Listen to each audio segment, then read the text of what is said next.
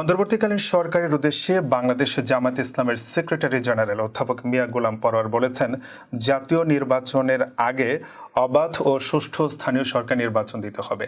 সরকার যদি আন্তরিক হয়, ইলেকশন কমিশনের পক্ষে সম্ভব সেই নির্বাচন করা।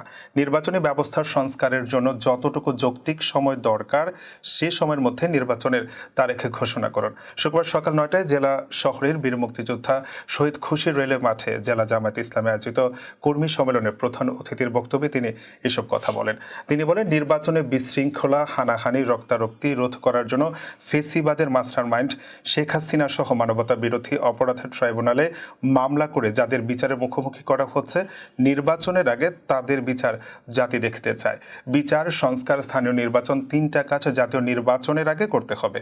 অধ্যাপক মিয়া গোলাম পরোয়ার বলেন, দীর্ঘ ১৬-১৭ বছর আমরা একটা কালো যুগ পার করেছে, যে যুগের মানুষের ভোটাধিকার ছিল না, গণতন্ত্র ছিল না, ইসলামী মূল্যবোধ ও আমাদের জাতিসত্তার অস্তিত্ব মুছে ফেলার জন্য চক্রান্ত চলছিল। আইন আদালতে বিচারের নামে দলীয়করণ ও দুর্নীতি, অর্থনীতিতে লুটপাট, সন্ত্রাস, চাঁদাবাজি, খুন, লুটপাট হয়েছে। নিরীহ আলেম ওলামা, দাড়িওয়ালা, টুপিওয়ালা ও ইসলামী ব্যক্তিত্বকে গ্রেফতার করে কারাগারে নিক্ষেপ করা হয়েছিল। এটা ছিল ইতিহাসের একটা কালো যুগ।